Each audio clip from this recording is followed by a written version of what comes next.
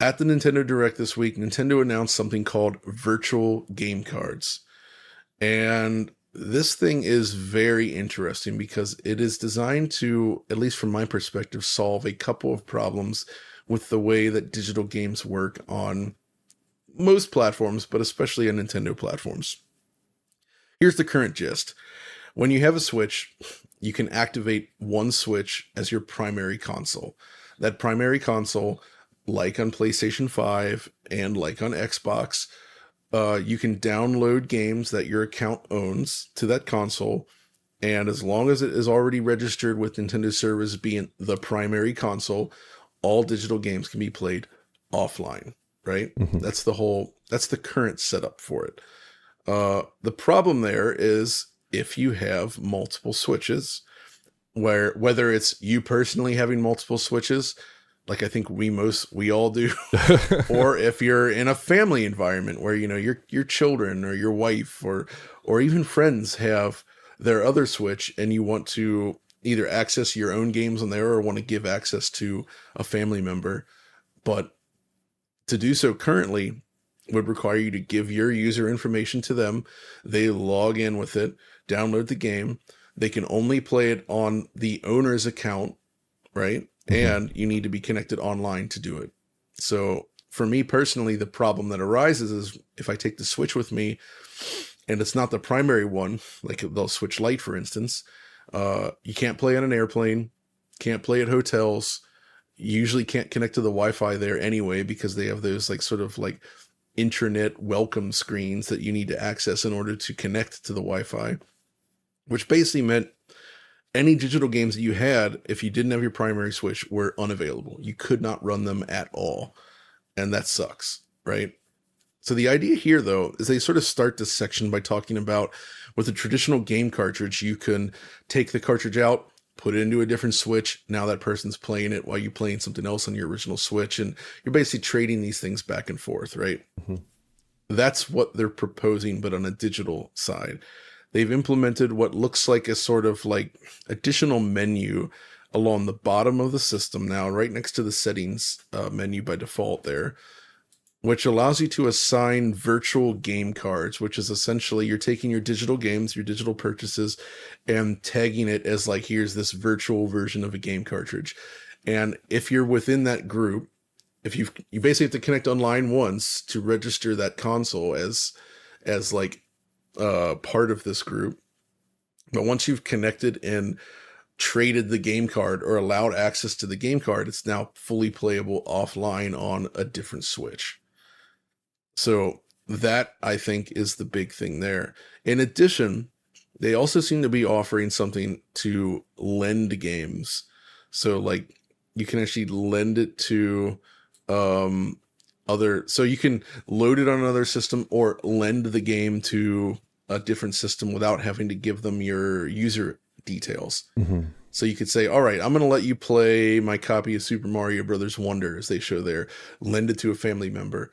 The lend mode seems to allow access to the game for 2 weeks, I think they said. 14 days, yeah. 14 days. So it's essentially like a temporary loan program, sort of like lending them the actual cartridge. So while it is still fundamentally limited by the fact that servers are involved here, which you'd expect from a digital game, of course, it does seem to be making strides in terms of allowing a little more flexibility in terms of how users access these different games. Not quite on the level of something like the early days of PS3, where you could register 6 systems and share games all over the place until Sony clamped down on that. But it's certainly better than the current system if you're somebody that needs offline access or you want to lend to other family members. But yeah. Oliver, you actually spotted something sort of curious at the end here related to enabling this feature, right? I did. So Nintendo is curiously a little bit non-specific about certain details of this program, including certain details that I don't know, have not been made clear to me. Will all games be covered under this program? Will it apply to all the old purchases as well as new ones? But there was one detail that's a little bit curious that did pique my attention. At the end of the trailer for the virtual game card, they say, by navigating to user settings online license settings and turning the setting to on, you can instead opt to connect to the internet to start up software. So it sounds like this might not be a system that is in addition to the existing system of being able to log in to other switches and play games on it, but it might be a system that is exists independent of that system, and you have to pick one or the other potentially there, which Mm, would be interesting. Certainly, the way this system works, it could be pretty elegant. It could work out pretty well. I have more concerns than the user interface side of things. Like, is it possible for me to send all my virtual game cards to another console at once, right? Do I have to do it one by one? Do I have to parcel it out very right. carefully between systems? That could be a sticking point. Nintendo often, with their user interfaces, doesn't really provide like a way to like select multiple items there in Nope. a list or organize things in a really convenient way. This could be hopefully handled better than some of those elements there. But I think one thing that I really do like about the system is that account management between consoles is kind of a little bit opaque, a little bit impenetrable, a little bit complicated. And this simplifies it by giving you a simple real world phenomena to kind of think of, right? Which is the phenomenon of lending out a game. It makes intuitive sense to lend out a game to someone. Give it to them. You don't have access to it, then you have it back. That makes a lot of sense. In terms of sharing between multiple switches, I think this is probably a preferable solution for a device like the Switch because you don't always have an internet connection. That is a key element of existing kind of console splitting, console sharing systems, unlike the PS5, Series X, Series S, and the existing Nintendo Switch. But that obviously doesn't really work as well for the Switch paradigm, so I agree that is an improvement. But I'd just be really curious to see how this actually works in practice. If you do have to select the system as opposed to the old system, that could be a bit of a headache potentially. And if the interface is actually intuitive enough and easy enough to use, but this will seem like a pretty natural and easy thing to do, because if you're swapping games between Switch units all the time, it might be kind of a hassle if you're selecting every single individual game on a Switch card or on an SD card, which could Mm, have, hundreds of games on it quite easily these days. So, yeah. yeah. So there's actually a couple questions here from supporters that I wanted to read and get into here. First one comes from Dejako Dan. He says, "What do you think of Nintendo's new virtual cart system for time-limited digital game lending? It seems like a smart move from their perspective to try and incentivize more digital sales. However, I'm curious if this is a first step and how it will evolve over time. Personally, I feel like this is a step towards digital resale.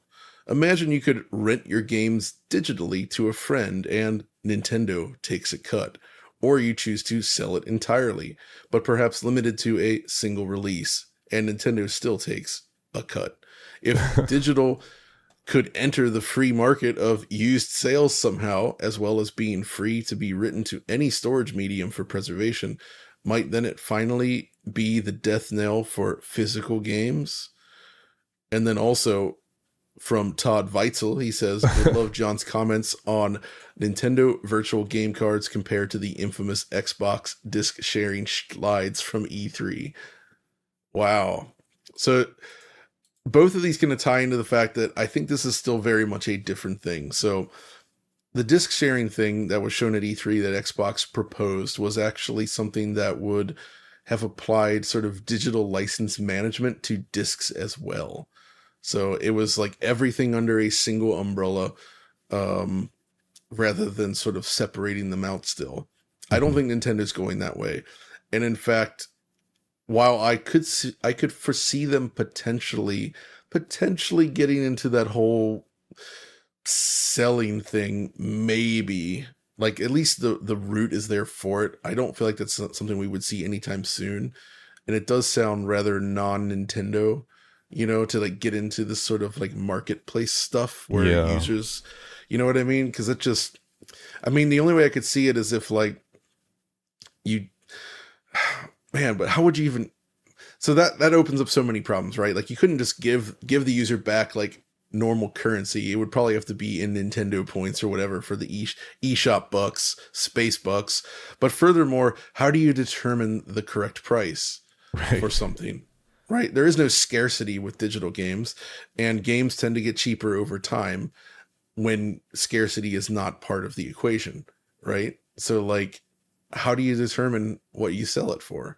I Yeah. don't know. I've always felt I mean, like it could take a one of the fundamental trade-offs of going digital only or largely digital as I generally have over the past two console generations is that you don't have access to kind of reselling, sharing these kinds of right. features. I think the virtual game card feature is a very intriguing way to share games between friends that is pretty cool.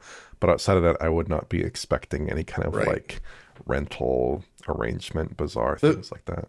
the thing is though, and this is especially specifically true with Nintendo, uh, whether you plan to sell them or you're just a collector and you have physical games for Nintendo platforms, in almost all cases, those games appreciate in value, right? You go back to the Wii U. If you bought all of your games physically for Wii U and then a friend of yours bought all of them digitally, the person that bought them all physically is now sitting on an increased value, a pile of games that now is worth more, largely worth more than they were when you bought them new, or at least similar values, and they're only going up. Especially specific titles where the prices have gone continued to climb. Uh, Especially like some obviously there's cases off to the side, right? Like I picked up the US version of Devil's Third when it came out. It was a very low print run. If somebody just bought that digitally, that's just sitting on your Wii U. If you bought that game physically, then you're sitting on something that's worth like $500 now, Oh my god. right? So for Nintendo platforms specifically, there is this thing to consider where it's like, yeah, well, if I'm spending the same amount of money, why wouldn't I take the thing that I could one resell if I chose, but also two is likely to become much more valuable long term, and you have full ownership control over it that doesn't rely on Nintendo servers at all. So there's still, I feel like it doesn't solve any of those problems. It's just like a more enjoyable way to allow people to work within the constraints of their digital library on the Switch. Mhm. So gosh, imagine buying all your games digitally on the Wii U though, guys. I'm just That would have been. Ooh. yeah, man, not a good time. And I don't think Nintendo's going to get rid of physical cards anytime soon, because they do target such a broad audience. And I think having a store presence behooves them, especially when you see like you go to Japan where like game stores are still physical game shops. It's still super common. They're all over the place. Switch has a gigantic market presence there. It's hugely successful. You see those games, those physical games all over the place.